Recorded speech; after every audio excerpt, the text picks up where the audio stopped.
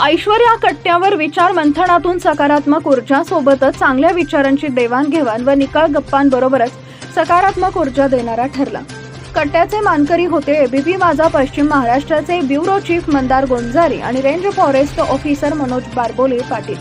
या दोघांनीही त्यांच्या कारकिर्दीची वाटचाल उलगडतानाच राजकीय सामाजिक विषयांना गांभीर्याने चर्चा केली। मंदार गोंजारी यांनी सांगितले की गैरसमजातून विकार वाढत असतानाच लोकांमधील सुसंवाद हरवतोय। सोशल मीडिया वरदान ठरण्याऐवजी शाप ठरतोय। यासाठी समाजातील संवाद वाढवणं गरजेचं आहे।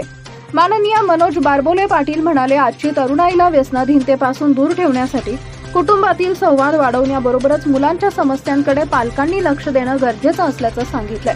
तसेच पाटील यांनी स्पर्धा परीक्षेतील जिद्दीनं केलेला अभ्यास आणि वाचनाचं महत्त्व पटवून दिले। प्रसंगी अप्पा रेणुसे व त्यांचा मित्रपरिवार उपस्थित होता। आजच्या काळामध्ये इंस्टाग्राम, यूट्यूब, TV याच्यामध्ये लुप्त झालेल्या लोकांमध्ये संवाद संपलेला आहे। वैचारिक लोकांची प्रगती पूर्णपणे संपलेली आहे। वैचारिक प्रगती म्हणतो मी, आर्थिक प्रगती लोक करतायत पण वैचारिक प्रगती संपलेली आहे। आणि हा कट्टा म्हणजे ब्रेनला औषध म्हणतो ना आपण, किंवा एक विचारांची देवाणघेवाण आणि विचारांचं ते, ह्या दृष्टीतून खूप महत्त्वाचा वाटला। पुण्यामध्ये असे कार्यक्रम खूप ठिकाणी व्हावेत तर पुढची पिढी कुठेतरी एक चांगलं रूप धारण करेल आणि येणाऱ्या शतकामध्ये आपण भारत कुठेतरी एक मजबूत स्थितीत दिसेल। त्यामुळे हा कट्टा जो आहे हा म्हणजे खरंच हटके, खूप मनापासून मला आवडला। मला बोलल्याबद्दल खूप खूप धन्यवाद सर्वांचे। सोबत मोकळा संवाद व्हावा, विचारांचं आदान प्रदान व्हावं आणि प्रसन्न अशा वातावरणामध्ये गप्पा व्हाव्यात, त्या पाठीमागे कोणताही हेतू उद्देश नसावा, असं या कट्ट्याचं प्रयोजन। पुण्यातल्या दक्षिण भागामध्ये सुरू झालेला हा कट्टा 4थ्या वर्षामध्ये पदार्पण या कट्ट्याचं झालेलं आहे।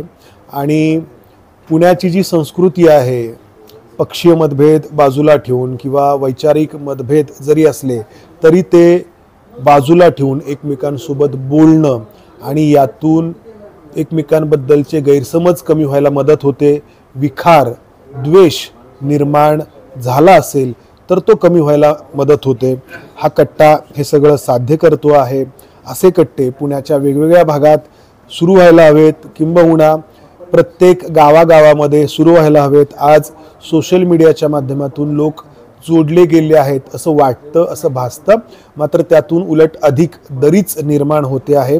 एकमेकांबद्दलचे गैरसमज अधिक वाढीस लागत आहेत आणि प्रत्यक्ष संवाद जो आहे तो कमी होतोय। हा कट्टा ही अशी सुरुवात इतरांना करायला प्रेरणा देईल ही अपेक्षा। मला या कट्ट्यावरती आमंत्रित केलं त्याबद्दल धन्यवाद।